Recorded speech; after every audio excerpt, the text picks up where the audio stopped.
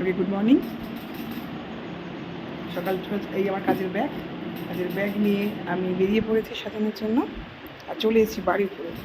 এখান থেকে বেরিয়ে আবার এক জায়গায় যাবো, কোথায় যাবো সবই দেখাবো সাথে।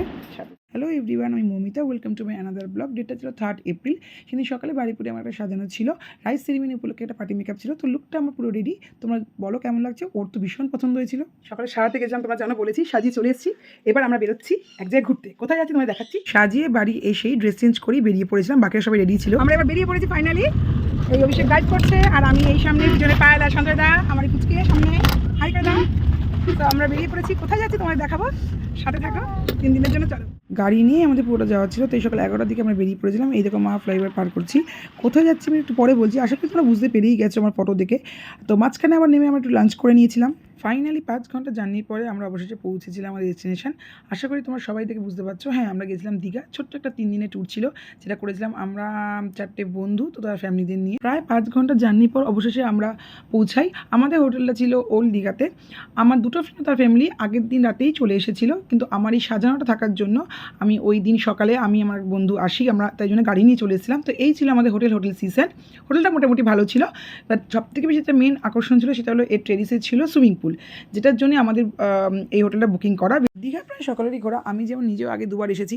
তারপর দীঘাটা ভালো লাগে কারণ অল্প সময়ের জন্য একটু রিল্যাক্সেশনের জন্য Digha is the best destination, কাছাকাছির মধ্যে।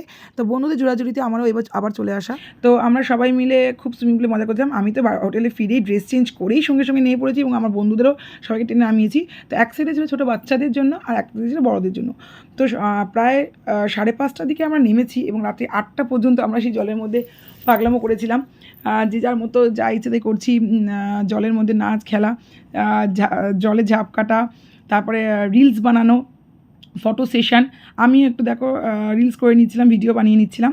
খুব মজা করেছিলাম, মানে যেন সারাদিনে যে জার্নিটা সেই জার্নিটাই পুরো আমাদের চলে গেছিলো। তারপরে উঠে রেডি ফেডি হয়ে স্নান করে রেডি হয়ে আমরা আবার বেরিয়ে পড়েছিলাম বিচে ধারে যাওয়ার জন্য। এত সুন্দর হাওয়া বইছিল, তো সবাই মিলে গ্রুপ চলে গেছে। তো জোয়ারের সময় ছিল, তো সমুদ্রে প্রচুর ঢেউ ছিল আর তার সঙ্গে ছিল প্রচুর হাওয়া। পরে আমরা চলে গেছিলাম মাছ বাজারে ভাজা মাছ খাবো বলে, আর আমাদের হাজব্যান্ডে পাঠিয়ে দিয়েছিলাম রাতের ডিনার রেডি করার জন্য। ওরা চিকেন কিনে ওটাকে রান্না করাচ্ছিল। দীঘায় তো এটা একটা মজা, রান্না করিয়ে খাওয়ার। তো আমি আমার বন্ধু চলে গেছিলাম। ও মাছ দেখে দরাদরি কিনছিল, পছন্দ করছিল, দাম করছিল, বাট আমি ঘুরে ঘুরে চারিদিকে দেখছিলাম আর ভিডিও বানাচ্ছিলাম। আমরা নিয়েছিলাম ভোলা, লোটে আর চিংড়ি মাছ ভাজা। তো সেগুলো নিয়ে সমুদ্রে পাড়ে বসে আবার সবাই মিলে খাওয়া, মজা, আড্ডা, বাচ্চাদের হুল্লোড় এই সমস্ত চলছিল। অ্যাকচুয়ালি এই ট্যুরটা ছিল আমাদের রিল্যাক্সেশনের ট্যুর, যার জন্যই আমরা একটা কাছাকাছি ডেস্টিনেশন খুঁজে নিয়েছিলাম।